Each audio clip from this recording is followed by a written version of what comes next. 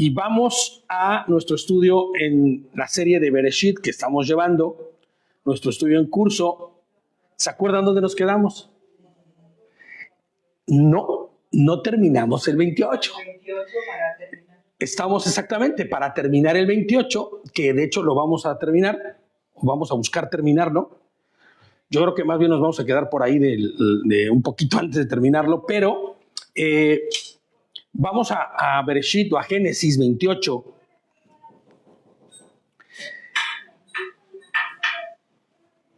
Y vamos a ver.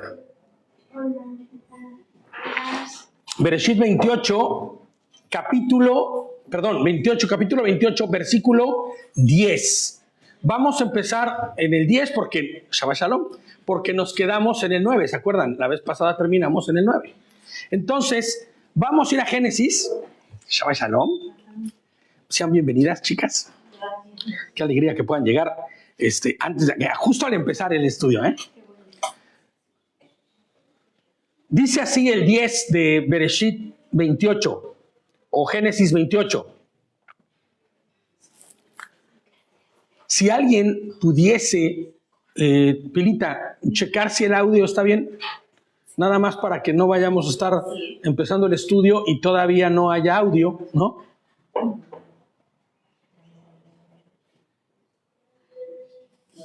Les pediría a los que están a distancia que nos lo digan, pero tenemos el móvil al revés para que salgan las letras correctamente cuando cantamos y pues no puedo tener acceso yo a mirar lo que está pasando en el Facebook.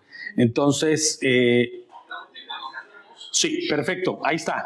Tenemos audio y lo tenemos bien. Entonces, vamos a nuestro capítulo 28 de Bereshit o Génesis en el verso 10. Y dice así, y esto sería como un título, ya sabes que la Torah nos da hasta como títulos dentro de del propio versículo para entender lo que está pasando. El pasado, ¿se acuerdan? Que decía, ¿no? Jacob huye de Esav, ¿no? Pero en esta ocasión dice, Jacob salió de Beersheba y viajó ¿hacia dónde? Hacia Harán. ¿Se acuerdan por qué viajaba hacia Harán? Con la familia de su madre, Ribka, con el fin de, lo que su padre le ordenó, y se lo ordenó porque su madre tuvo influencia en él, era que fuera y buscara una esposa. Bueno, a su tío tenía que buscarlo para que alguna de las hijas del tío fueran las que se casaran con él. Pero, ¿se acuerdan cuál era el propósito principal de esto? Que Esav no hiciera daño a Jacob. Porque Esav había prometido ¿qué? ¿Se acuerdan lo que había prometido Esav? ¿Qué prometió Esav?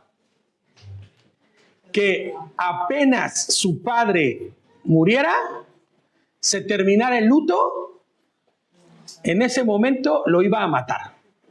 Que hasta decíamos que el corazón de Esav estaba tan torcido y tan chueco y tan corrupto que inclusive, Shabbat Shalom, deseaba la muerte de su padre, que ya sucediera pronto para poder ejecutar su venganza, todo lo que tenía en su corazón, ¿no? Entonces, Rebeca, en una suerte de fidelidad al Señor y de mujer virtuosa, de esa que es difícil de hallar, transforma todo este asunto brutal, horrible, de inclusive engaño, porque fue como recibió o como pudo tener la primogenitura y la bendición de parte de Yitzhak. Cariño, si abres la puerta, porfa. De parte de Yitzhak Jacob, y lo transforma todo en una salida gloriosa para que vaya en busca de una esposa, tal y como Abraham hizo con él mismo, ¿no? Con Yitzhak, que fuera en busca de una esposa, porque no podían permitir que se casara con una cananea, ¿no? Y lo hemos repetido muchas veces. ¿Por qué no se podía casar con una cananea? Porque los cananeos estaban bajo maldición, ¿vale? de ser siervos de los descendientes de Set y de Jafet. Inclusive todo se resume a Set, porque inclusive el propio Jafet dice que vivirá en la tierra y en la tierra de Set, y Canaán servirá a ellos, ¿no? Entonces, en el fin de cumplir con el propósito que Adonai tiene para con Jacob, Rivka se le prende el foco, más que prenderse el foco, la verdad, es iluminada por el Ruach HaKodesh. Lo obedecíamos la semana pasada. Tanto la bendición que le da a Yitzhak como los planes de Rivka no son ni provienen de ella, sino son el cumplimiento de la voluntad del Eterno. Y eso se convierte en influencia de lo que es el Ruach HaKodesh para entonces poder hacer conforme a su voluntad, ¿no? Conforme a la voluntad del Eterno. Entonces, ya con este como pequeño breviario, pues lo que le dijo su padre fue: ve y busca esposa a donde fui yo alguna vez, o no fui yo, sino me trajeron de ahí, porque acuérdense que Abraham mandó a su siervo, Eleazar, que nosotros decimos que es Eleazar, pero que no lo dice específicamente, pero era su siervo más amado, el que inclusive le dijo al Señor: es quien se va a quedar con toda la herencia porque no me has dado hijos, ¿se acuerdan, no? Bueno, pues manda a su siervo y a traer una esposa, y él le dice: ve, y aquí conviene que vayas, porque si no tu hermano te mata, ¿no? Y se convierte esto en una salida gloriosa de haber sido una cuestión que podía ser de deshonra, se transforma en un asunto de obediencia. Y tú te vas a dar cuenta cómo la obediencia forma parte del plan de Adonai para que nosotros hagamos conforme a su voluntad. Entonces él obedece, y fíjense cómo son las cosas. Esaf mira lo que su hermano hace y dice: oh, qué coraje, mi hermano obedeció a mis padres, cosa que yo no hice. Él no dice: mi hermano está huyendo de aquí porque lo voy a matar, se enteró que lo voy a matar. No, él dice: está obedeciendo a mis padres, y de puro coraje me voy a ir a buscar una esposa que sea mi Rita. Otra más. O sea, ni siquiera era de: bueno, padre, hagamos las paces, mándame también a mí a conseguir una esposa allá. O me le voy a adelantar a mi hermano, voy a conseguir una esposa allá, la voy a traer y se la voy a presentar a mi padre y decir: mira, padre, yo sí hice lo que pediste. ¿No? O sea, había tantas formas de redimirse, ¿sabes? Que él no tiene la intención de redimirse en algún momento. Él lo que está buscando en ese momento es hacer conforme a su carne y su voluntad. ¿No? ¿Y qué hace Esaf? Pues va y se busca una misrita para entonces terminar de matar a mi padre y a mi madre de un coraje. Porque su madre en el capítulo anterior termina diciendo, o bueno, en los versículos anteriores termina diciendo: ¿de qué me sirve la vida si mi hijo Jacob se consigue una cananea, una hitita como este que se consiguió dos? Que me están matando, ¿no? Claro, también esto fue un poco el argumento que ocupó para convencer a Isaac, para decirle que se vaya nuestro hijo a conseguir una esposa allá. Entonces Jacob salió de Beersheba, que es donde se encuentran ellos. ¿Se acuerdan? Estaba el pozo de Beersheba, que ahí se habían quedado, estaban asentados ahí. Bueno, pues viaja hacia Harán, que es la ciudad donde está su tío. Él llegó a cierto lugar de camino, todavía no llega a Harán, va de camino. Esto que vamos a ver ahorita es de camino hacia Harán, y tenemos que poner atención porque tiene mucho significado esto que vamos a ver en este momento. Llegó a cierto lugar y se quedó ahí la noche, porque el sol se había puesto ya. Tomó una piedra del lugar, esto es algo muy raro, y la puso debajo de su cabeza y se acostó ya a dormir. O sea, de plano agarró una piedra y la ocupó de almohada. Siempre que pienso en esta piedra, no sé si por la escritura que ya le he leído muchas veces y la historia la he interpretado ya antes, pienso que es una piedra cuadrada o una piedra que tiene al menos una parte lisa en la parte de arriba para poder recostar su cabeza. Porque si fuera una piedra con picos, o sea, que va a ser muy incómodo dormir ahí. Tiene que ser una piedra que estuviera lisa. De hecho, te vas a dar cuenta que yo creo que es por eso que lo pienso así, porque después vas a ver qué hace él con esa piedra. Pero es muy, muy significativo. Fíjate, todos los comentaristas que hay al respecto de este pasaje o que han opinado algo con respecto a este pasaje, específicamente hablan de la frase cierto lugar y apunta a que no es un lugar cualquiera. No es una casualidad que haya parado ahí Jacob, sino que está obedeciendo a algo que tiene que suceder, a algo que va a pasar. Acuérdense, ya está marcado Jacob por algo que se llama obediencia. ¿Ok? ¿Se acuerdan lo que decíamos de los patriarcas y de la propia Ribca, que también se mete en este camino de hacer la voluntad del Eterno? Algo que tiene marcado a cada uno de ellos era que iban a hacer lo que fuese necesario para hacer la voluntad del Eterno. Pero hay algo muy especial que yo creo, esto es algo que yo creo, no es algo que diga la Escritura, ni pongámosle, que dice la Escritura que es así, no, es algo que yo en lo personal creo, y ustedes me afirmarán o negarán o podrán decir no es así. Al momento que tú empiezas a obedecer, eso tiene una razón, pero ahorita lo vamos a ver. Al momento que tú empiezas a obedecer, sin cuestionar, obviamente, porque de nada sirve obedecer cuestionándolo todo, porque lo haces sin voluntad alguna, sino lo haces en la voluntad de obedecer conforme a lo que el Eterno nos ha mostrado, cosas en nuestra vida empiezan a suceder. Competencias y capacidades vienen a nuestra vida. Inclusive circunstancias que tú dices, esto no era así, pero está sucediendo. Yo entiendo y pienso, y por lo que creo esto, es que en cuanto nosotros empezamos a obedecer, aparte de que hay una sonrisa enorme en el Señor por nuestra manera de actuar, sí nos hacemos acreedores a su favor. Su misericordia la tenemos aún sin obedecer, porque de no ser así no podríamos llegar a sus pies. Esa es la gracia de la que se habla afuera, que se ha malinterpretado. La gracia de poder llegar al Eterno, aún siendo pecadores, aún sin merecerlo. Su misericordia la tenemos, pero su favor es una cosa distinta. Y su favor se empieza a hacer en nuestra vida, aún, y no quiero parecer muy pente, no tengo nada en contra de los pentes, ellos saben lo que hacen, pero me refiero a que no lo quiero espiritualizar todo, ¿me entiendes? Ni quiero hacerlo como, mágicamente espiritual. Pero sí que cosas milagrosas pueden suceder en nuestra vida cuando nosotros obedecemos. No es que siempre lo tenemos, pero a veces nosotros al negarnos ponemos barreras. Exactamente. Para que te llegue, ¿no? Y cuando te abres la silla, como, ya tienes como... Mira, es que es una realidad lo que acabas de decir, Eli. Los canales por los cuales el Señor nos bendice están llenos, ¿sabes?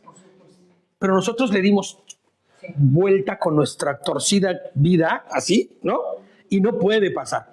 En cuanto desatornillamos eso o destorcemos eso y permitimos que fluya, entonces nos damos cuenta que siempre estuvo ahí. Y es que, ¿sabes?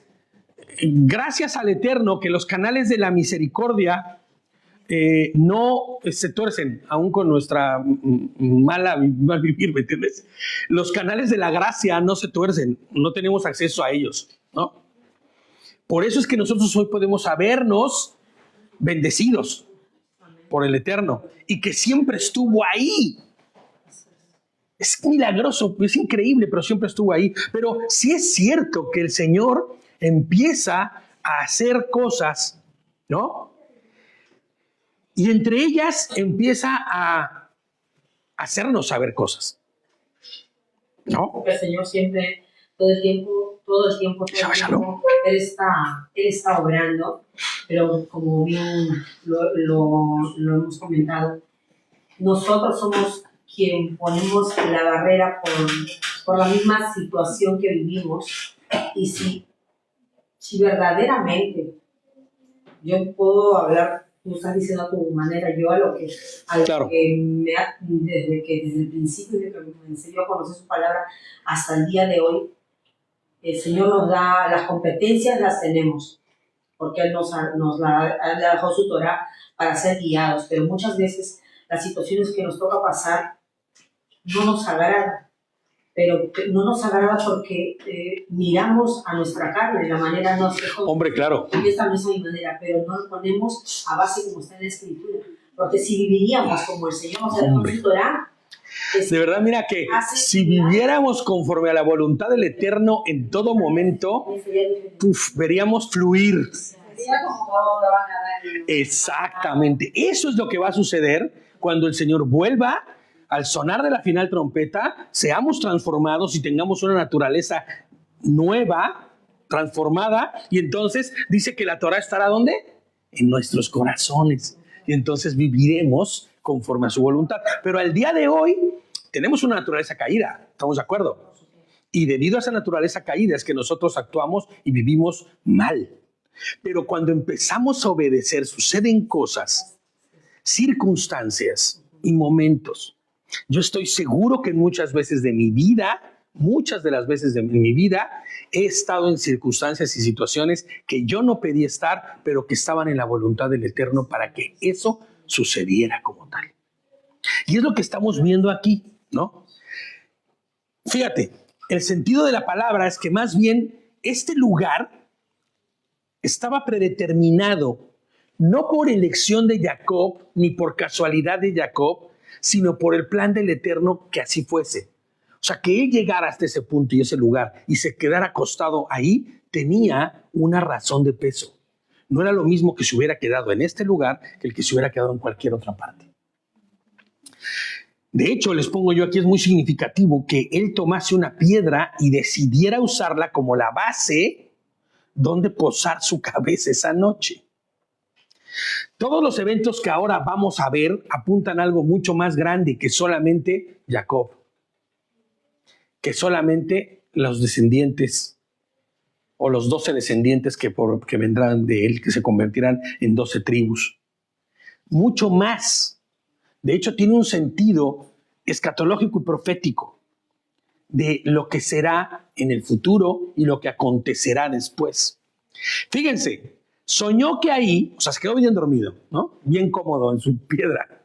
No sé cómo era que podía dormir con la cabeza en una piedra, pero se quedó bien cómodo en la piedra. Se podría decir que, bueno, nosotros como hemos entendido que la piedra representa a Yoshua. Vamos a ir por ahí, no spoileres. No spoileres, porque por ahí vamos, señora. No, sí, literal, o sea, claro, ¿no? Entonces soñó que ahí adelante de él había una escalera descansando en la tierra, o sea, que él vio una escalera ahí mismo. Y con su extremo llegaba al cielo y los malajim de Hashem subían y bajaban por ella. De hecho, estas escenas las hacen bien gloriosas así cuando las representan, ¿no? Una escalera así, pero enormísima, blanca, ¿no? Y en ella ves cómo están bajando y subiendo los malajim. Vale. Bueno, esa es una representación muy poética, muy bonita, pero lo que estamos viendo en realidad ahí, ¿qué es? ¿Malajim bajando y subiendo? ¿Ángeles que vienen a hacer la chamba que el Señor les puso aquí? Pues no. Realmente sí hay un canal por el cual está fluyendo la voluntad del Eterno. ¿Y quiénes son los ejecutores de la voluntad en lo espiritual del Eterno? Los malaj. Pero acuérdate que un malaj es ¿qué? Alguien que hace o que lleva la voluntad del Señor, como un Elohim, ¿no? Entonces, tal y como lo dije antes, este sueño no es solo un sueño, es que hay que ocupar palabras correctas porque se ha malinterpretado tanto estas cosas y se han inventado tantas historias que es una visión como profética, ¿vale? De lo que va a suceder y de lo que va a pasar muy, muy por delante de Jacob, muy por encima de Jacob, ¿no? Y me gustaría hacer una pequeña pausa con respecto a lo que es el sueño como tal de Jacob para decir algunas cositas con respecto a esto de los sueños. Porque nosotros como creyentes a veces nos gustaría pensar que todos y cada uno de los sueños que tenemos tienen un significado con respecto a lo que Dios quiere con nosotros. Inclusive, con todo respeto lo voy a decir, y digo perdón un poco por la risa, pero hay iglesias que se basan en los sueños. Las famosas soñadoras, decíamos de mi esposa ella, ¿no? Que todo es en sueños. Soñé que fulano se tenía que casar con sutana y van y lo casan. ¿Y tú, perdón? ¿De dónde sacaste tal? No, pero es que este hombre está comprometido. No importa. Cásalo. Pero es que ya no importa, esa es la voluntad del Eterno. De veras. Hay que ser muy cuidadosos, ¿no? Les pongo yo, fíjate, porque hay un montón de gente que asegura que en el sueño tuvo un mensaje de parte del Eterno, de parte de Adonai. Y no es que no sea así, el Señor puede hacerlo, de verdad que puede hacerlo. Pero debemos ser muy cuidadosos de saber distinguir entre qué es un sueño de parte de Adonai y qué es nuestra mente jugándonos una mala pasada o influida por nuestros deseos, por nuestros anhelos.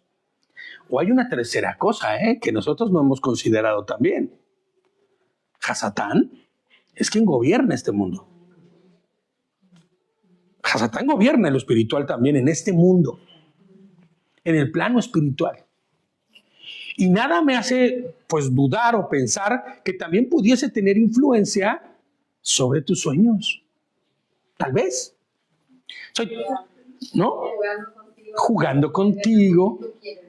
Claro, exactamente. O mira, ni siquiera tendría que tener tanta influencia en tu vida, en tus sueños y meterse en tu cabeza, porque eso sí no creo que pueda hacer, ¿no? Pero ya hizo su chamba afuera.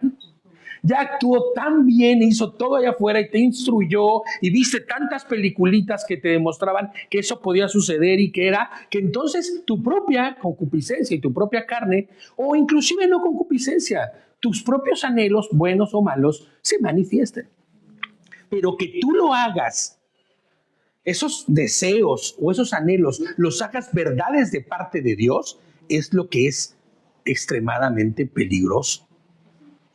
Y es que los sueños que Adonai pone, ¿no?, en nuestra vida como mensajes que el Señor busca que nosotros tengamos, debe tener un propósito en su obra. Y están alineados de acuerdo. Exactamente. Mira, yo cuando escuché esa parte de se va a casar porque es real, esta es una historia de la vida real. Ay, no voy a decir nombres ni de dónde fue todo eso, pero se va a casar con un hombre que está inclusive en otro país y que ya está comprometido y que ya está a punto de casarse. Ya tienen todo. Y ya está el pastor, ya habló con ellos y el otro cristiano aparte. Pues no, me la pones a viajar a la chica y lo casas por ahí. ¿Sabes en qué terminó? La chica ni siquiera es cristiana. Imagínate nada más. Eso es porque Satán lo ha llevado. Eso es porque quien está haciendo y dirigiendo a estas personas pues no tienen la menor idea de lo que es la voluntad del Eterno y de cómo interpretarla. Y creer que todo viene de parte del Señor porque solo yo soñé y como yo soy el ungido, porque es que aparte es una iglesia de puras mujeres, cosas por el estilo, muy raro, ¿no? Yo soy la ungida o yo soy el ungido y como yo soy el ungido y yo soy quien está aquí predicando, yo tengo atributos que me permiten saber lo cual es la voluntad de Dios para tu vida y para la tuya. Y ahí ves a la gente señalando y haciendo locuras. Adonai nos libre de esas enfermedades y esas tonterías en este lugar. Primero que nada, tiene que tener un propósito y estar alineado a la voluntad del Eterno. Cuando yo me casé con mi esposita, yo le pregunté al Señor, Señor, ¿ella es? ¿Tiene un propósito en ti lo que va a suceder aquí? Claro, el propósito de casarse ya está implícito, la voluntad del Eterno, ya está ahí implícito, pero ¿cuál es el propósito por lo que quieres hacerlo? Yo había orado infinidad de veces y lo platicamos el otro día por predicar el evangelio, por ir y predicarle a las naciones inclusive, porque lo oré así literalmente, ¿no? Y el Señor hizo cosas que me pusieron en una posición, en un lugar donde se cumple su voluntad. Pero yo oré y pregunté después, Señor, ¿es tu voluntad mi matrimonio o es una cosa que yo estoy inventándome? Aparte, quien conozca la historia de mi esposa y yo, es una cosa que no sé. Hasta yo me parece a mí fantástico todo lo como sucedió. Y lo mismo que dices, que también se pasó el propósito del Señor, que nos hizo pasar por un proceso en el cual... Hombre, pero inclusive, fíjate, fue tan así que cuando yo conozco a mi esposa, yo no me hago ni siquiera su novio cuando la conozco por primera vez. Nada. Yo regreso, porque yo vine a España, regreso a México y ella y yo no éramos absolutamente nada, ¿entiendes? Y hasta que llegamos allá cada uno a nuestros lugares donde estaba, bueno, ella estaba en Perú, yo estaba de viaje en Perú, yo estaba ya en México, fue que el Señor, después de haber estado conviviendo con ella el mes que estuvimos conviviendo juntos, el Señor empezó a mover cosas en mi corazón. Y yo dije, Señor, ¿de veras? Es ella, ¿no? Y cuando yo hablé con ella me dijo, es que yo, pues sabes, me pasa exactamente lo mismo. Está sucediendo exactamente lo mismo en mi corazón. Y entonces fue cuando yo le dije, ¿sabes qué? El propósito de Adonai no es tener un noviazgo, o sea, la verdad, sino casarnos. ¿Te casas conmigo? Dale. Y nos casamos. Pero había un propósito, ¿me entiendes? Y yo he podido ver el cumplimiento de ese propósito en la vida de mi esposa y el mío, porque no ha sido otra cosa más que llegar a España que empezar a trabajar para él. En el ministerio de los Gedeones cuando estuve, predicando en casa cuando empezamos y después ahora en la Quejilá. Y nos ha ido cayendo a caminar por un proceso, como bien decía mi esposa. Pero imagínate que yo me hubiera aventado el sueño de decir, no, es que el Señor me dijo, porque yo soñé, yo me vi. No, hombre, yo me vi en España. No, yo me vi, ya me vi. No, y como me vi, ya estoy ahí. Pues no. El propósito de los planes de Adonai es muy simple. Honra y gloria a su nombre. Entonces, para que pueda existir este factor de mi sueño, tiene que ver con algo que va a suceder. Porque mira, hay mucha gente que sueña cosas y pasan. ¿Me entiendes? Pero no está alineado a la voluntad del Eterno. A mí me daría un poco de miedo ese tipo de cosas. Porque ¿qué es lo que está sucediendo aquí? ¿Me entiendes? Y cosas que ni siquiera tienen que ver con el Eterno. Entonces, yo creo que debemos ser muy cuidadosos cuando tengamos cierto sueño, cierta circunstancia. Mira, por ejemplo, mi esposita soñó cosas antes de casarnos, ¿no? Y tuvo sueños que el otro día estaba contándonos que no fueron sueños como de te vas a casar o es Víctor con quien te vas a casar, no, sino que confirmaron la decisión que ella estaba tomando y le dieron fortaleza para saber que era de parte del Señor lo que estaba sucediendo. Y no fueron sueños bonitos ni agradables, fueron sueños de mucho sufrimiento y de mucha cosa, de verdad, porque ya algún día mi esposita se animará a darnos un testimonio en público. Pero fue fuerte, ¿me entiendes? Pero confirmaba la voluntad del Eterno, porque siempre estaba el Eterno en sus sueños, ¿no? O en esos par de sueños que tuvo. Entonces, seamos muy cuidadosos de verdad en esta cosa, porque la iglesia al día de hoy le encanta la emoción de lo místico, le encantan todo lo que huele a extraño, todo lo que huele a enigmático. Y sabes, lo que sí está ahí puesto y que nos puede decir la verdad, ni le hacemos caso. ¿Por qué? Porque nos encanta lo fantástico.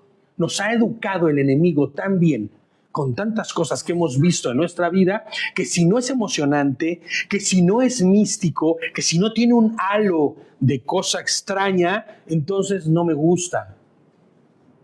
A mí me gusta lo que es así rarito, o lo que, por eso tanta fascinación con los ovnis, ¿no? Dios mío, ¿de qué me habla? Bueno, pero ahí está, ¿no? Ya está la NASA diciendo que ya pronto vienen y aparecen. Y también suele ser como para que estés alerta también, ¿no? Uh-huh. Es decir, oye, ¿qué estás haciendo? No sé, para llamar. Claro. La atención también, creo yo. Porque siempre estamos como, dame un sueño para confirmarme, dame un sueño para eso. Y Sí. te riges tanto y te agarras del sueño que dejas de ver todo lo demás. Claro. En lugar de estar como más despierto, más alerta, a decir en qué estoy fallando, qué está Y pasando. atento a por qué el Señor está permitiendo que yo sueñe esto, ¿no? Y sabes, hay un halo de verdad en las cosas que tienen que ver con el Señor, ¿sabes? Sabemos que provienen de Él, porque vienen alineadas a su voluntad. Y como bien dice Eli, ¿no? A veces estamos buscando que nos confirme, pero el Señor te está dando un jalón de patillas al estilo Janet, así, ¿no? De los buenos, pero de los que te ponen a pensar del Señor en tu sueño, y tú estás creyendo que solamente estás esperando que el Señor te confirme si ese es el amor de tu vida o no. No, y lo peor que te está confirmando su palabra y la estás desechando y estás pensando solamente en sueñitos y no... Mira, por ejemplo, si yo sueño con un versículo, pongo atención. Hay que poner atención porque, a ver, vamos a ver qué dice. Y sin fantasear, aterrizarlo a lo que realmente significa, no lo que la Reina Valera traduce. ¿Sí me entiendes? Sino lo que dice en realidad y el sentido del por qué lo está diciendo. Entonces, ahora bien, vamos a volver ya a nuestro tema, porque quería hacer ese pequeño paréntesis porque es que es bien fácil que nos vayamos a los sueños, que nos vayamos a las cosas místicas, o que alguien llegue y te profetice algo. De verdad, por favor, rápidamente, un paréntesis dentro de otro paréntesis, ¿no? La cuestión de la profecía no es que alguien llegue y te diga, tú vas a ser el siervo del Señor y vas a predicar y vas a cantar y vas a hacer. No es cierto. El Señor te ocupará para tal cosa y viajarás a las naciones. No, esa no es la profecía de la cual habla la Escritura. La profecía es que yo declare la palabra del Eterno en tu vida. Esa es la verdad. Esa es la verdadera profecía. No hay ya profetas como en el tiempo como de Isaías, como en el tiempo de Zacarías, que decían, el Señor dijo, ¿no? Porque el Señor les decía en ese momento. Y era necesario que dijera lo que el Señor estaba mandándole a decir, porque era alguien que estaba sirviendo como un Elohim en ese momento para determinar la voluntad del Eterno. Pero eso ya no existe, ¿sabes? Ni va a volver a suceder. Hay una simple razón del por qué. Porque la profecía para la cual todos esos profetas declararon cosas ya se cumplió. Y era la venida de Mashiach. La única profecía, por eso dice Pedro, tenemos la profecía más segura a la cual debemos poner atención, es la de la segunda vuelta de nuestro Rey. Es lo que hace falta por suceder. Pero todo lo anterior ya se cumplió, ¿sabes? Y ya no tiene ningún sentido que vengan a decirte, el Señor dice, no, el Señor ya dijo, y en su palabra está escrito. Y no necesitas que nadie venga y te levante la mano y te diga, el Señor dijo. Y cuando alguien te diga esto, ten mucho cuidado. De verdad, ten mucho cuidado. Mira, yo en alguna ocasión yo te puedo decir, mira, de parte del Señor te digo, y de parte del Señor, ¿por qué? Porque lo que te voy a decir está basado en su palabra. Me estoy basando en lo que dice el versículo fulano de tal, el capítulo tal, porque esa es la intención de Dios para tu vida. Por eso creo que es de parte de Dios. Lo que te estoy diciendo no proviene de mi carne, ni de mis intenciones, ni de mis emociones, sino lo que dice la Escritura. Y por eso es de parte del Señor. Pero cuidado, cuando alguien llegue y te diga, el Señor me dijo que te dijera. Ah, sí. ¿Y cómo te lo dijo? ¿Lo escuchaste audiblemente? No lo sentí. Pues qué lástima, porque tus sentimientos son bastante difíciles de tomar como algo que es, ¿cómo se llama? Una verdad de parte del Señor. O la pregunta obvia sería, ¿de parte de qué Señor vienes tú? ¿No? ¿De su Señor Padre? ¿O del Señor Satán? ¿No? ¿De dónde viene? Hay que ser atento, hay que poner atención en esto. Entonces, ahora, esto nos deja claro que es de parte del Señor, porque mira lo que va a suceder ahorita y lo que viene en el mensaje de lo que Él está soñando. Les pongo, ahora bien, ¿qué representa, primero que nada, antes del sueño, la piedra en la cual Jacob posa su cabeza? Inclusive el lugar en el que él está y en el cual descansa. Habíamos visto antes ya la figura de Mashiach en la vida de Adán, ¿no? ¿Qué fue lo que hizo Adán? ¿Se acuerdan? ¿Qué es lo más prominente que hizo Adán? Terrible.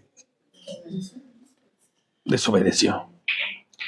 Despreció su posición cual si no fuera nada importante. Comiendo del otro conocimiento. Olvídense de la fruta. No comió ninguna fruta. Saquen de su mente ya definitivamente que fue una manzana lo que comió Eva. No fue una manzana. Acuérdense, cuando habla de árboles, no habla de un árbol como tal al cual fue, aunque la representación así lo diga o lo hagan. Él comió de otro conocimiento, escuchó a alguien más. Escuchó otra sabiduría que no provenía de lo alto. Si es que se le puede llamar sabiduría. ¿No? Y ahora vemos la figura de Mashiach en su forma más gloriosa como la base de la piedra del ángulo de donde se edificó todo. Porque es como, mira, ¿por qué les digo que es esto? Porque la figura de Mashiach en la vida de Adán sería el desprecio de Adán hacia el eterno. ¿Entiendes? Y en este momento se estaría manifestando como la piedra en la cual se construirá todo, ¿no? La piedra de ángulo donde se edifique todo. ¿Se acuerdan que hace algunos Shabbats, bueno, ya bastantes, hablábamos de la famosa piedra de ángulo, que todas las cosas tenían una piedra de ángulo? La piedra angular, la piedra que era la base para la cual construir toda una casa. Y sin esa piedra, o si esa piedra no estaba bien, se rompía y se caía, que serían como los cimientos, ¿no? Aquí el arqui que tenemos aquí presente, ¿no? El arquitecto. Como los cimientos. Sin cimientos no hay estructura. Sí la hay, pero la eficacia de la misma se pondrá en tela de juicio al momento que haya un terremoto, al momento que haya un movimiento de tierra, al momento que haya un deslave, al momento que la propia cuestión hidráulica, o sea, el agua llegue, o no sé, ¿me entiendes? Y entonces empiece a destruir. De hecho, hemos dicho cuántas veces que para que un edificio se construya en muy alto, en la misma proporción, tienen que hacerse cimientos, buenos cimientos y profundos, ¿no? Si es muy alto el edificio, cimientos muy profundos. Y yo llegué a ver, como yo me dediqué algún tiempo a aprender cosas que tenían que ver con la construcción, yo llegué a ver obras que estaban detenidas. Y cuando ibas con el arquitecto, con el ingeniero, y le decías, bueno, Arqui, ¿qué pasó? ¿Cuándo empezamos? No, espérate, primero que podamos inventar. Porque rascamos y no encontramos dónde poner cimientos firmes. Demasiada agua en el lugar. Uy, eso es mucho dinero, ¿eh? Pero bueno, sí, significa mucho dinero. Pero, ¿me entiendes? Y a veces, yo se los he dicho muchas veces, el Señor va a edificar en nosotros y a veces tiene que rascar muy profundo porque hay demasiadas fango y demasiadas cosas malas en nuestro corazón que tienen que ser quitadas. De esa piedra es de la que estamos hablando, de la de edificación. Acuérdense que Él es la roca. Él es la roca. Vamos a leer Salmos. Vamos a leer el Tehilim 62.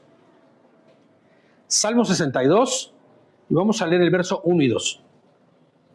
Y le voy a meter velocidad porque si no, no vamos a llegar ni a donde quiero llegar.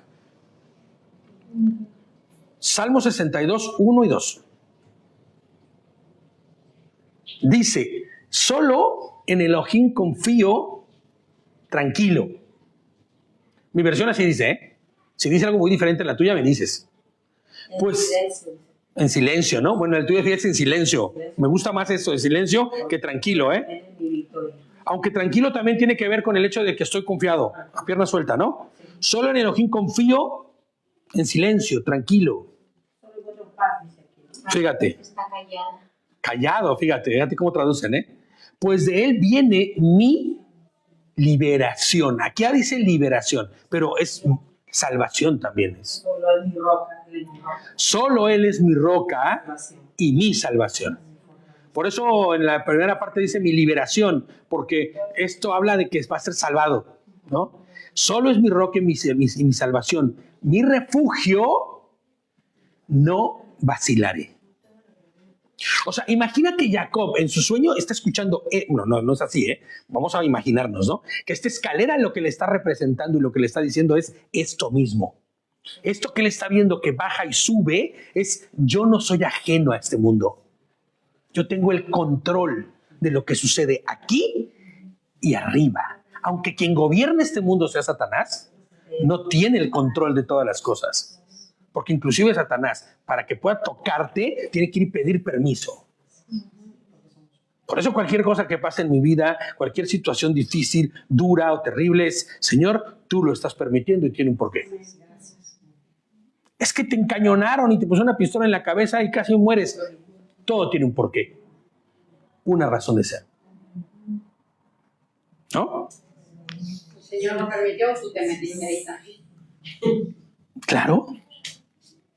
Lo permitió por una simple razón. Entonces, lo que está diciendo es, el que estés aquí y que estés durmiendo aquí no es una cuestión aleatoria. Es que quiero que te enteres que tu roca, sobre la que tienes tu cabecita puesta representando, es tu salvación. Y la salvación proviene única, y tu refugio única y exclusivamente proviene de mí, dice el Señor, ¿no?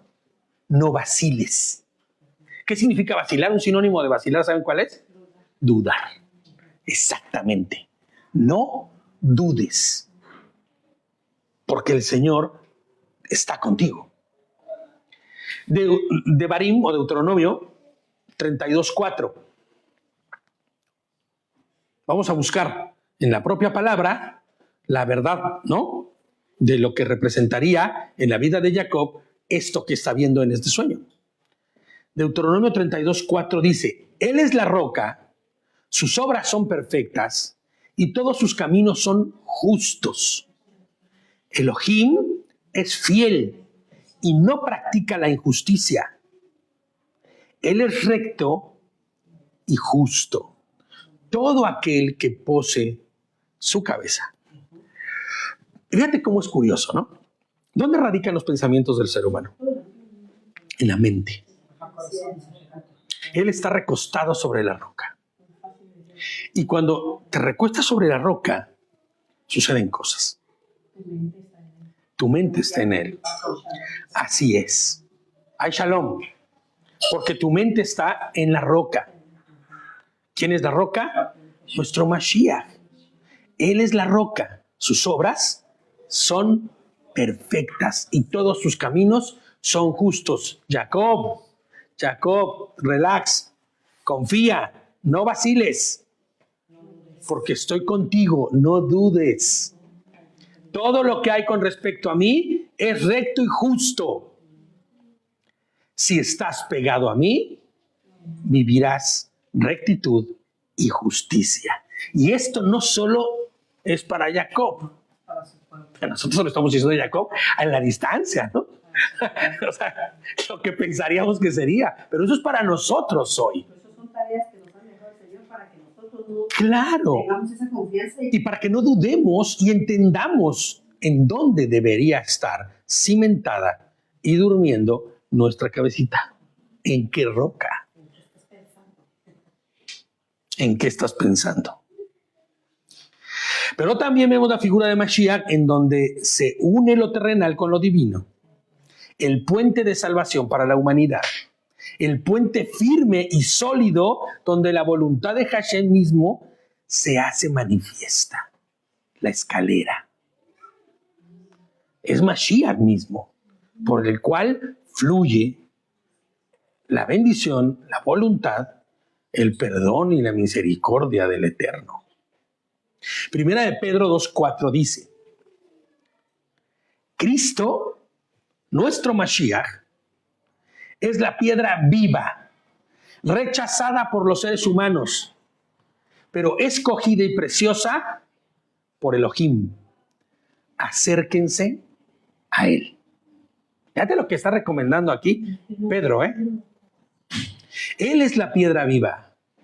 Él es la piedra de ángulo en el cual se hace, se edifica y se forma la vida verdadera de cualquier humano que busque y que quiera eternidad. Juan 1, 51. También les dijo, o le dijo, Mashiach, Cristo, de cierto les digo, que de aquí en adelante verán el cielo abierto. ¿Y qué dice? A los ángeles de Elohim subir y bajar sobre el Hijo del Hombre. ¿Qué está diciendo aquí? ¿Qué está diciendo Mashiach? De cierto les digo que de aquí en adelante verán ¿qué? El cielo abierto, porque la escalera ha venido. El conducto que une, ¿no?, a la plenitud de la deidad. Siempre que vean que habla de Dios, el propio Mashiach habla de Dios como el Padre o como Elohim mismo, y él se refiere a sí mismo como el Padre, no se está refiriendo a que él es el Hijo y hay un Padre arriba. No se está refiriendo a eso, se está refiriendo a la plenitud de la deidad, a la forma de Dios que no es manifiesta en el hombre o que no se ha revelado al hombre y que es donde radica todo el poder de Dios. Nosotros conocemos la manifestación terrenal de Dios en la figura de Mashiach, en quien fue hecho todo. Pero cuando vean que se refiere, cuando dice que estaré sentado a la diestra del Padre, hombre, pero estará a la derecha del Padre, o sea que hay dos tronos, el trono del papá barbón y el trono del hijo menos barbón, o el papá barbón blanco, canoso, y el hijo que no está canoso, ¿no? Porque estaba muy joven Mashiach para tener tanta cana, ¿no? No se está refiriendo a eso. Lo que se está refiriendo es, cuando habla del trono, está hablando de la plenitud de la deidad, en la forma gloriosa de Dios, en la que nosotros no podemos estar en esta condición corrupta. ¿Me entiendes? Por eso tuvo que disminuirse en la figura como de un hombre, como cualquiera de nosotros. Exactamente. Entonces, cuando dice, de aquí en adelante verán el cielo abierto y a los ángeles de Elohim, los ángeles, los mensajeros de la plenitud de la deidad, del poder de Elohim mismo, del poder de él. Los mensajeros de su plenitud bajando y subiendo, y dice, sobre el Hijo del Hombre.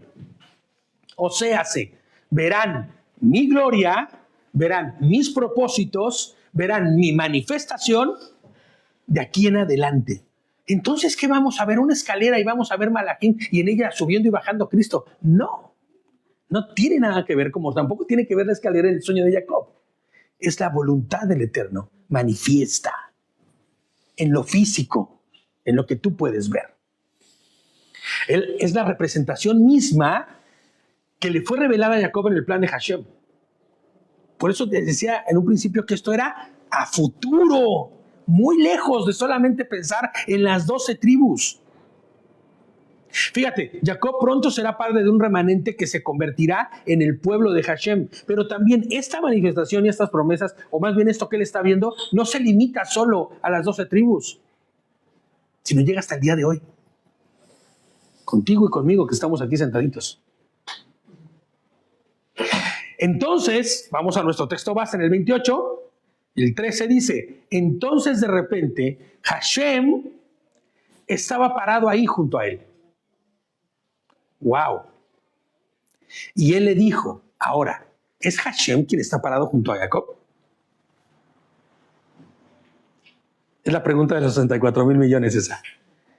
¿Es Hashem realmente el que está parado junto a Jacob?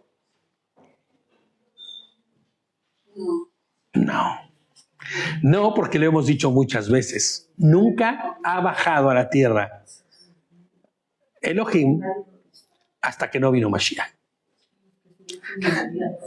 Y cualquiera podría decir, pues entonces era Mashiach quien estaba ahí. Por eso no se han fijado en las series bíblicas, siempre ponen, cuando hay la manifestación del Señor, ponen la figura del actor que hace de Yehoshua, ¿no?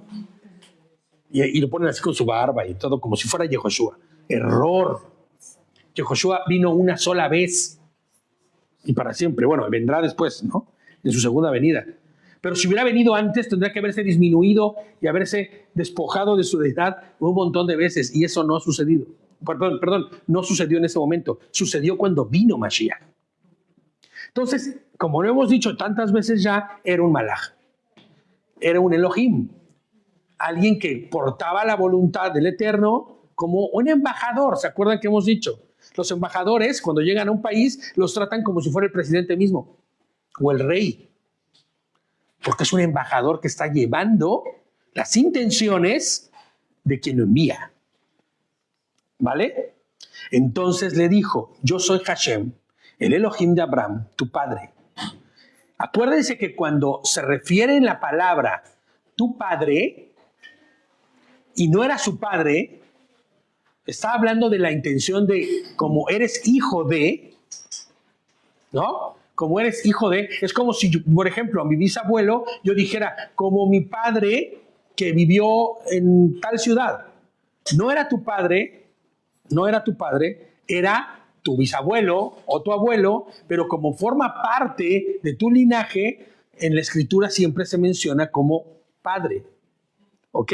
Por aquí le está diciendo, de Elohim de Abraham, tu padre. Oye, pero no era mi padre Abraham, era mi abuelo. Sí, pero en la intención misma del linaje es como si lo hubiera sido. ¿Me entiendes? Y el Elohim de Yitzhak, no temas la tierra sobre la cual estás acostado. Perdón, no temas, le dice, coma, la tierra sobre la cual estás acostado, yo la daré a ti y a tu simiente. Y eso formó parte de la promesa, ¿se acuerdan? De la promesa que el Señor le había hecho. ¿Sí? Tu simiente será tan numerosa como los granos de arena en la tierra, y te expandirás hacia el oeste y hacia el este, hacia el norte y hacia el sur, por ti y tu descendencia. Todas las tribus de la tierra serán bendecidas. Ahora, ¿por qué el Señor no se manifestó como lo hizo con Yitzhak y como lo hizo con Abraham para darle la promesa? ¿Por qué? Al momento que se manifiesta. Porque lo que está haciendo ahorita el Señor es darle la misma promesa que le había dado ¿a quién? A Abraham. ¿Y que le había dado a quién? A Yitzhak. Pero hay algo muy especial en cómo le da la misma promesa a Jacob. ¿Cómo es que le está dando la promesa a Jacob? Le está mostrando cómo vendrá esa promesa. ¿Te das cuenta cómo el Señor empieza a revelar poco a poco? A Abraham le dijo una cosa nada más. A Yitzhak empieza a darle un poquito más, ¿no? Y con Jacob empieza a revelarle proféticamente lo que será para el futuro. Le está mostrando la escalera. Le está mostrando que bajará y subirá, ¿no? Y habíamos leído que Mashiach les dice, a partir de ahora verán ¿qué? A los ángeles, a los malajim del Eterno, subir y bajar, dice, ¿no? Bueno, pues lo que está haciendo en realidad es que proféticamente le está mostrando lo que sería, buenas tardes, Shabbat Shalom, lo que será en un futuro. Entonces la profecía de la cual se le está dando en este momento, la promesa a Jacob, es a futuro. Esto que le está diciendo, la misma promesa que le dio a Abraham y que le dio a Yitzhak, de serán como las estrellas del cielo y las arenas del mar, la misma promesa le está dando en este momento, pero le está dejando ver a través de quién vendrá. Sí, Jacob, ya sé que a tu padre le dije que iba a ser a través de él que iba a venir. Sí, Isaac, ya sé que a tu padre Abraham le dije que a través de ti iba a llegar. Y inclusive a ti, Jacob, te dije que a través de tu descendencia iba a venir. Pero ¿qué crees? Que no es solo a través de tu descendencia, sino de quien vendrá a la distancia para redimir y para que se cumpla esa promesa. Porque el día de hoy el pueblo judío, ellos consideran que son la respuesta a la promesa del Señor. Nosotros somos el pueblo elegido por Dios. Y en nosotros se cumple la promesa. Y hasta ahí queda. Pero es una visión súper corta, inclusive obtusa. ¿no? Fíjate, en mi comentario les pongo, es Yehoshua en quien se cumple esta promesa. Es en Yehoshua en quien son injertadas todas las tribus, pueblos y naciones de la tierra. Porque por el medio del pueblo judío no se injerta a nadie. De hecho, ellos están buscando que nadie se injerte. Que nadie se vuelva judío. Porque son el pueblo elegido. ¿No? No somos antisemitas en ningún momento, ¿eh? Que quede muy claro. Pero la realidad es que el cumplimiento de las promesas del Eterno no se hacen a través del pueblo de Israel. Del Israel geográfico. Sino de su pueblo Israel. ¿Quién es el pueblo Israel? No los israelíes, sino su pueblo Israel. Los que en él confían, los que en él creen y viven conforme a la voluntad de él. Salvados por él, obviamente, por él mismo, en la figura de Yehoshua. Por eso es en Yehoshua en quien se cumple. Por eso la escalera que él ve, cuando le hace la promesa, lo que le está diciendo es, va a fluir el perdón a la tierra. Pero no es a través de ti, muñeco. No es a través de ti, Jacob. Es a través de uno que vendrá. Por eso el Señor les dice, y el Señor lo dice muy a propósito, y en verdad lo dice, a partir de ahora, cuando ustedes vean que yo soy crucificado y sea glorificado en la resurrección y mi plan se haya cumplido, a partir de ese momento van a ver fluir la voluntad del Eterno en la tierra. Y el que tú estés sentado aquí, y cualquiera de nosotros estemos sentados aquí, tiene que ver con ese fluir. Porque entonces lo que significa es que la promesa se cumplió. Cuando tú estás sentado aquí, dando gloria al Eterno, obedeciendo sus mandamientos, haciendo conforme a su voluntad, fuiste injertado. Eres parte de los granitos de arena que prometió Dios a Abraham. La promesa se cumple en Yehoshua. La promesa que se hizo es profética hasta el fin de los tiempos. Jacob será un instrumento por el cual la voluntad de Adonai se manifestará, pero el verdadero cumplimiento de la promesa de Adonai, hecha al patriarca Abraham y después a cada uno de los patriarcas, es en Yehoshua. Solo en él. Él es el que hace posible que su pueblo sea como las estrellas del cielo y las arenas del mar. Porque ¿cuántos judíos crees que hay en Jerusalén, en Israel? ¿Tantos como las arenas del mar?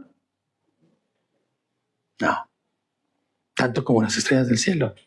Pero en Yehoshua sí se injertan pueblos enteros, naciones completas. Amén. Entonces dice, mira, yo estoy contigo, yo te guardaré donde quiera que vayas y yo te traeré de regreso a esta tierra, porque no te dejaré hasta que yo haya hecho lo que te he prometido. Pero ¿cómo va a ser? ¿Jacob murió dónde?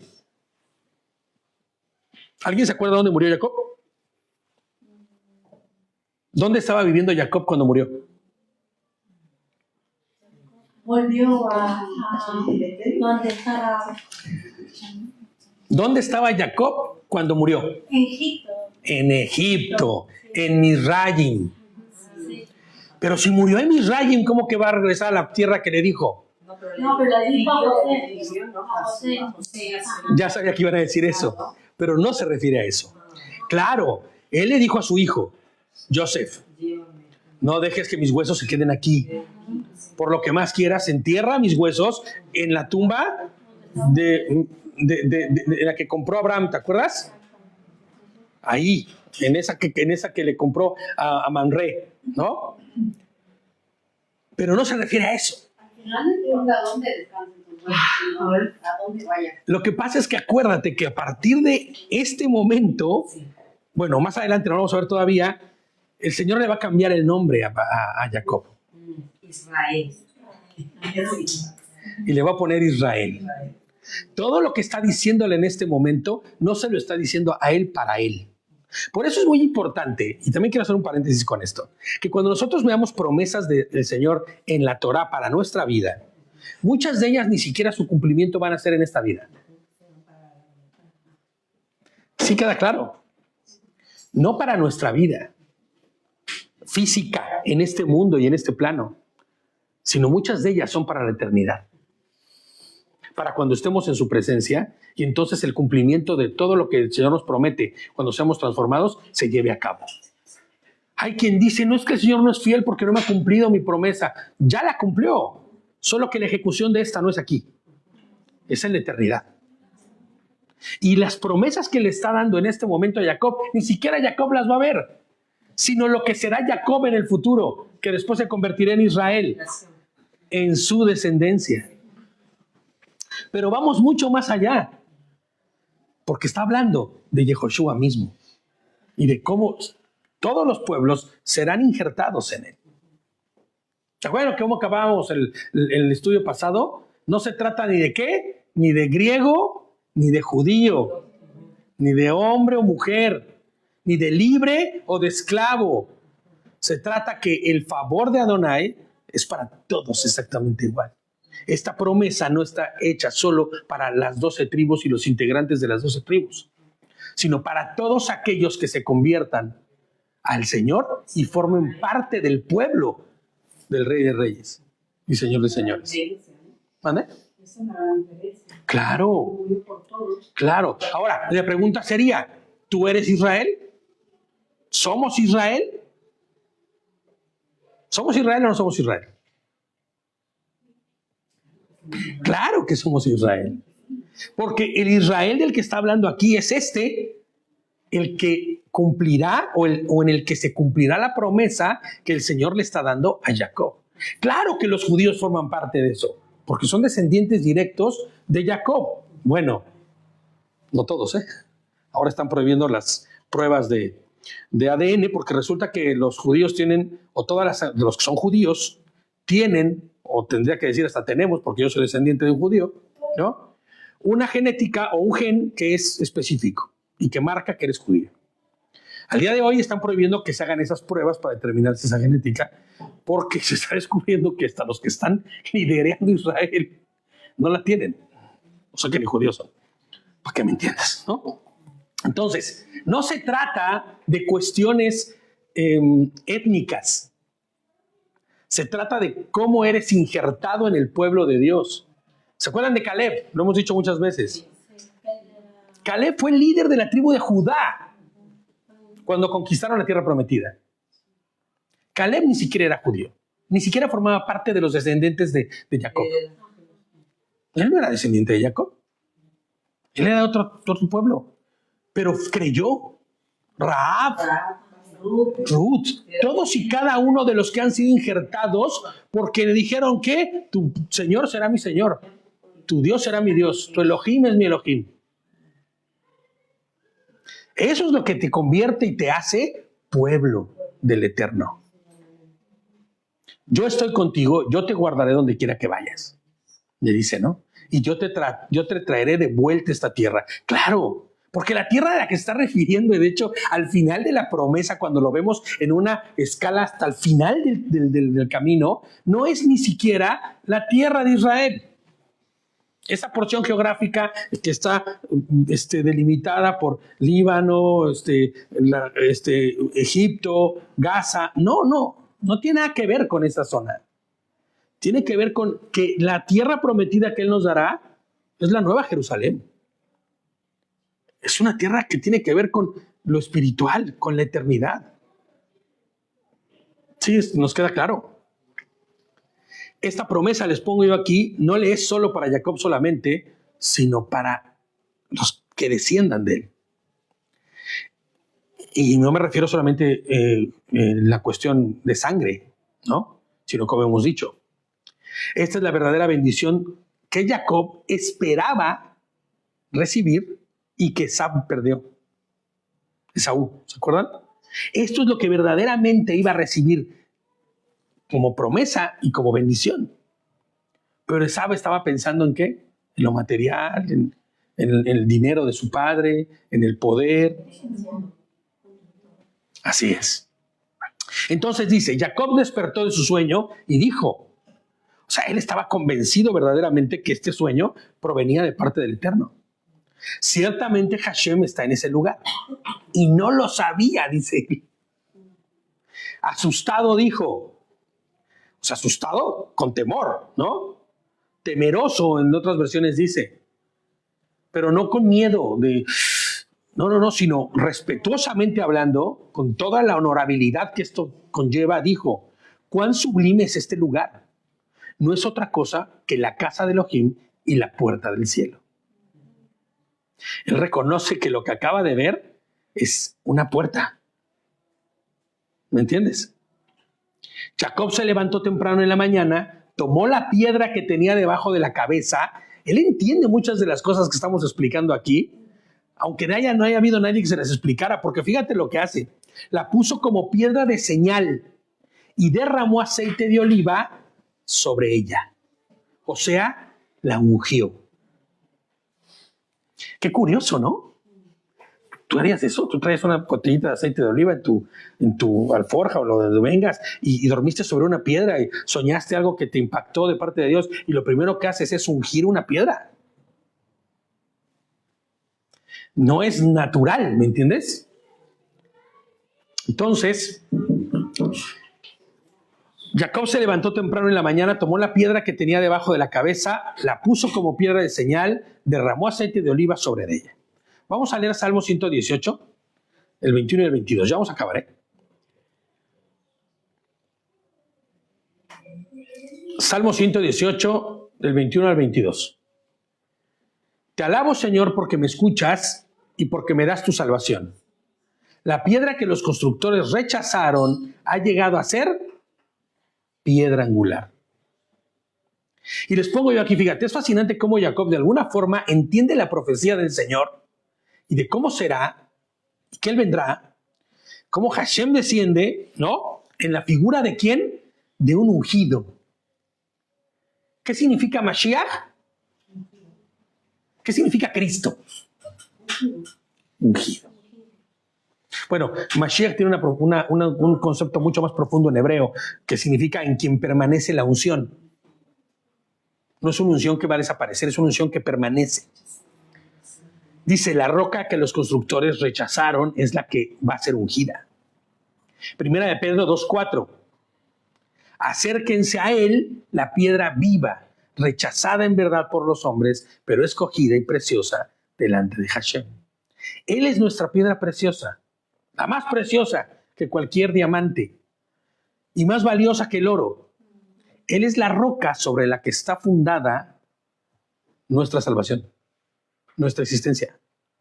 Y llamó al lugar Betel, que es como se pronunciaría, casa de Elohim.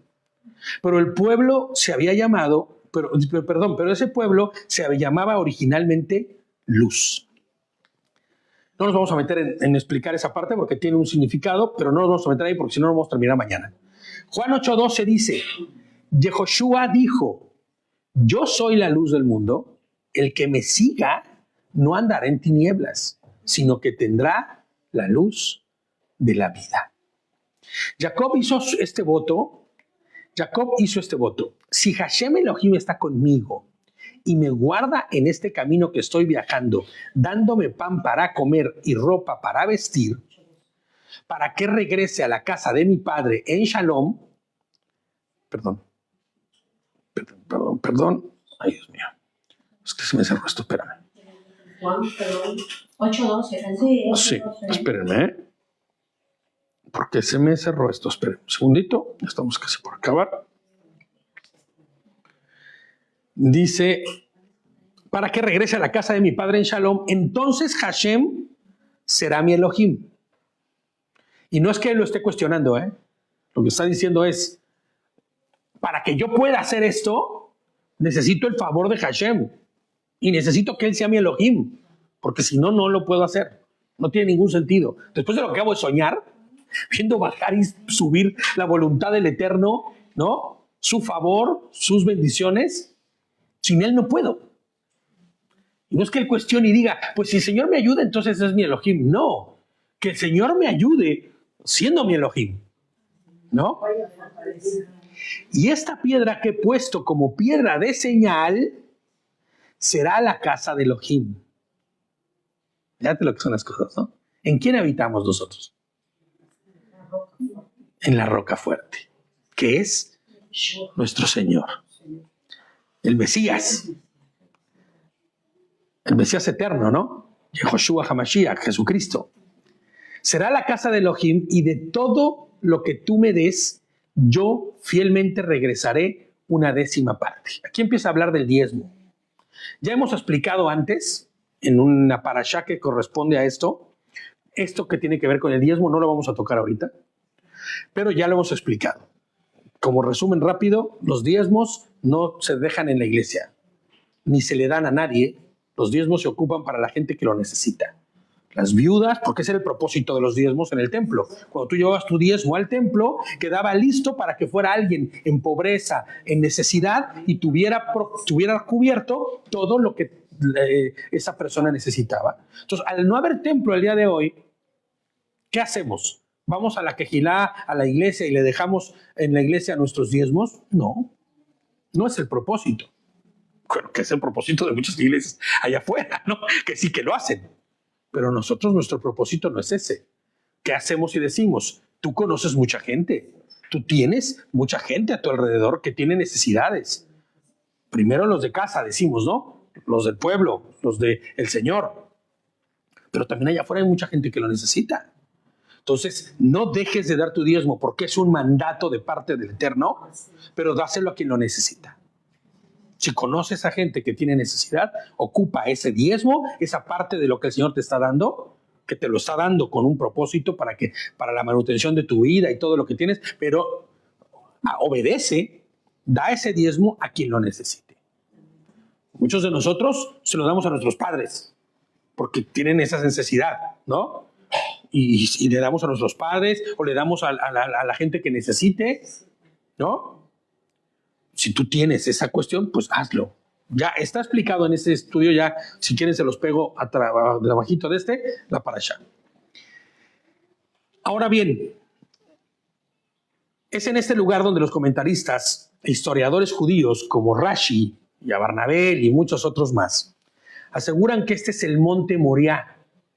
O sea, donde acaba de suceder todo esto, aseguran que es el monte Moriah.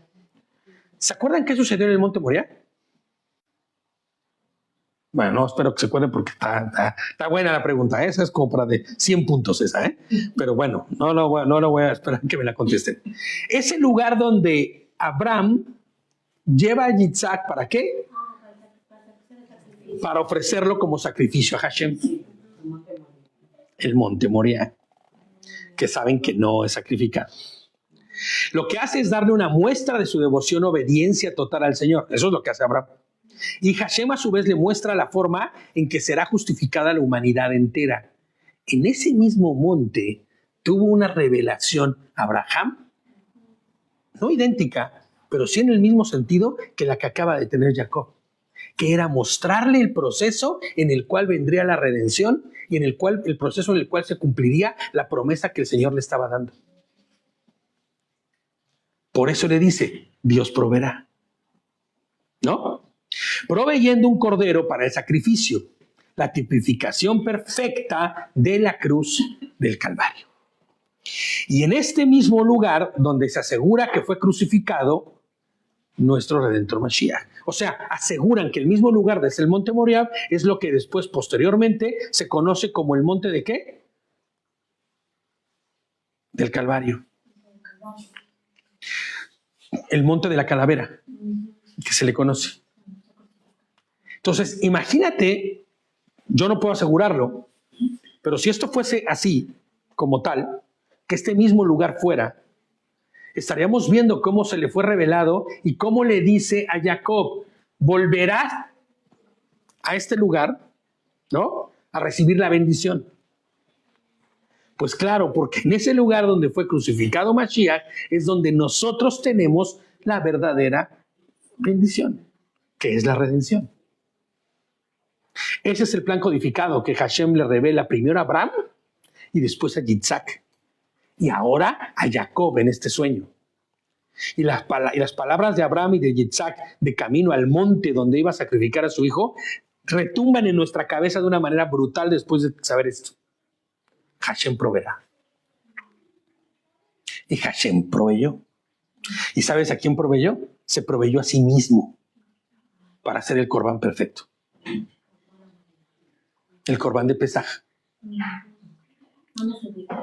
Así es. Dio su vida por cada uno de nosotros. Bueno, y les pongo yo aquí por último, en el verso 22 de este capítulo, Jacob hace una promesa muy interesante. Y vemos cómo Hashem no se equivoca nunca, les pongo yo aquí de comentario, y nos enseña en este versículo el punto que es básico y medular en la vida de todo creyente.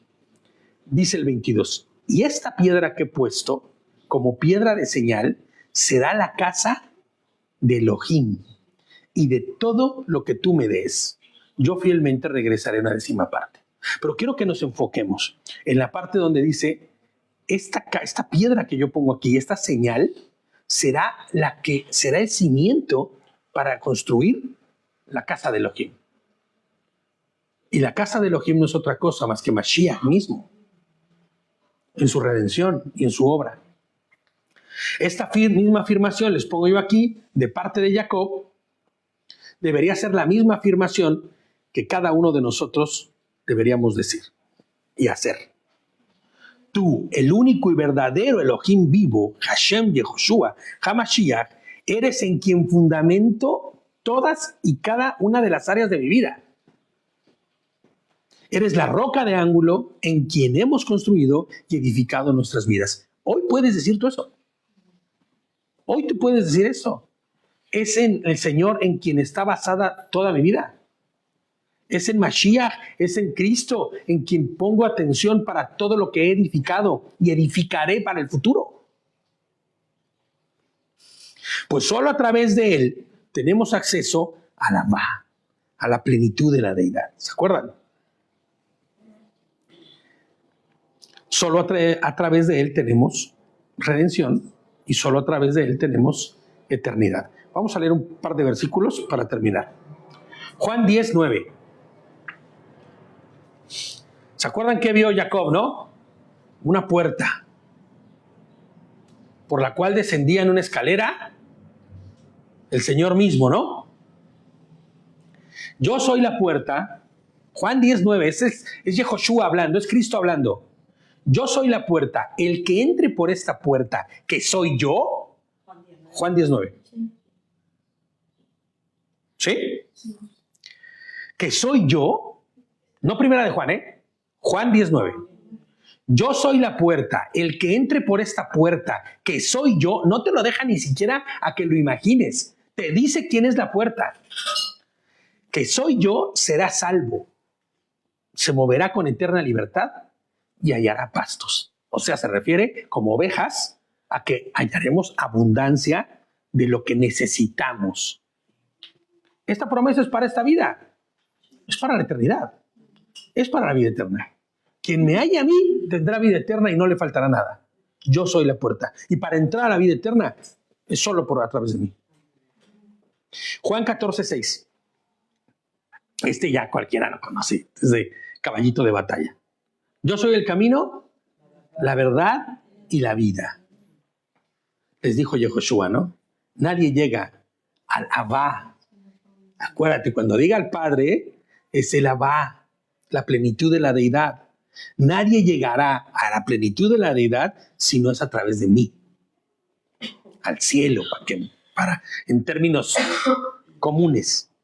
Nadie puede llegar a ese estado si no es a través de Él, que es la escalera, ¿se acuerdan? Romanos 5:2 dice, porque es por medio de Yehoshua HaMashiach y por nuestra emuná en Él, es que hemos recibido acceso a esta posición de gracia en la que estamos. En todas las Biblias donde dice emuná, dice nuestra fe, por nuestra fe. Pero hemos aprendido y entendido que la palabra fe no existe en hebreo.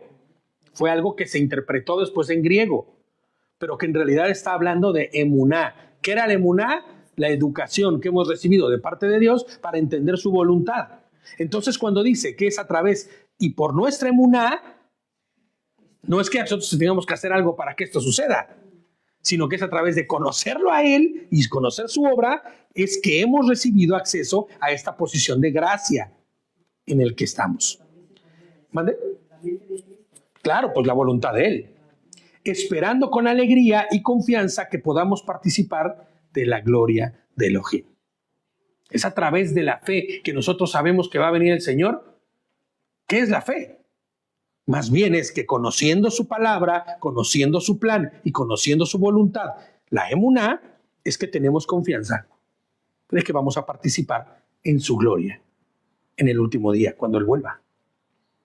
Y con eso terminamos. Efesios 2, del 17 al 22. Efesios 2, del 17 al 22. Mira que si no está David aquí, yo me sigo, ¿eh? Él es el que siempre me pone el alto. Siempre me dice, ya bájale. Efesios 2, 17 y 22. Él vino y compartió la buena noticia de paz con los que estaban lejos y con los que estaban cerca. Porque por él, ambos podemos tener acceso al Padre por medio del mismo Espíritu, del mismo Ruach, de sus mismas intenciones. Esto significa que ya ustedes no son extranjeros, sino conciudadanos del pueblo de Elohim. ¿Sí estás viendo lo que está diciéndole Pablo a los de Éfeso? Los de Éfeso no eran judíos, en su mayoría. Éfeso no estaba en tierra judía. Casi la gran mayoría de los que estaban ahí eran todos griegos. Entonces, fíjate lo que les está diciendo a los de Éfeso. Son conciudadanos del pueblo de Elohim y pertenecen a la familia de Elohim. Ya no tiene que ver la geografía. Tiene que ver con que formes parte del pueblo de Elohim a través de su Ruach, que está siendo edificada sobre el fundamento de los apóstoles y los profetas, del cual Cristo es la piedra de ángulo. Ay, ay, ay. Esa que fue ungida. En toda la edificación está estoy leyendo malísimo. En él toda la edificación, o sea, todo el edificio, la estructura, está unida, creciendo para formar un santo templo para el Señor. Ustedes también están siendo edificados en él como un lugar para que habite Elohim por su Ruach, por su espíritu, ¿no? Por él y nuestra emuná, el conocimiento de lo que él hará. En todas las versiones dice fe, ¿no? Pero es muy importante entender lo que hemos dicho ya tantas y tantas veces antes, ¿no? Es el conocimiento de él, ¿no? Porque fíjate, ¿cuántas veces no hemos escuchado que dice, ore con fe, hermano, que el Señor le cumplirá? Si tú quitas la palabra fe y pones emuná en esa frase, ya no le gusta a la gente. Porque con fe es como algo milagroso. Es algo que, no sé, es como si algo que nosotros hagamos sirve como para mover la hora del Eterno hacia donde nosotros queramos. Siempre decimos que en México hacer manita de puerco, ¿no? Si te hacen atrás. No es cierto. Ore conociendo la voluntad del Eterno, hermano, y va a ver que las cosas cambian. Ore con la educación del Señor, que hasta el día de hoy me ha enseñado. Ore conforme a lo que ha aprendido. Cuando entendemos que emuná es educación, es conocimiento de su voluntad a través de su palabra, entonces todo toma una claridad meridiana, ¿no? Hay luz en ello. Por él, por Yehoshua HaMashiach, es quien tenemos acceso y el conocimiento de su obra, ¿no? El conocimiento de lo que él hizo me habilita a poder tener acceso. No es que yo haga algo o provoque algo. Es que conociendo y entendiendo su voluntad es que actuamos y vivimos conforme a ello. ¿Amén? Entonces, vamos a leer un versículo más. Me faltaba uno más, perdón. Hebreos 10, del 19 al 23. Ya con esto cerramos. Ya prometido. Hebreos 10, que es inevitable, hermano. Del 19 al 23. Hebreos 10, del 19 al 23. Así que, hermanos, amados en algunas versiones dice, Hay otra versión que dice hermanos y hermanas.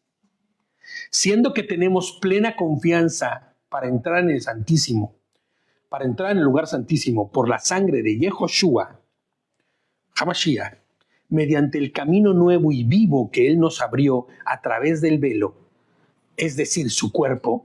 En otras versiones dice a través de Él. ¿Su carne dice? Bueno, a través de Él, como siendo Él y su cuerpo, y siendo que tenemos un gran sacerdote sobre la casa de Hashem, acerquémonos con corazón sincero, con plena certidumbre de la emuná, el conocimiento de su voluntad, purificándonos o purificando los corazones de la mala conciencia y elevando los cuerpos con agua pura, lavando sus cuerpos, con agua pura. Fíjate, ¿cómo la fe podría purificar los corazones? Lo que purifica verdaderamente los corazones es el conocimiento de su palabra. Lo que nos lava, nos va lavando. Retengamos firmes la esperanza que profesamos sin vacilación, porque fiel es el que los hizo estas promesas.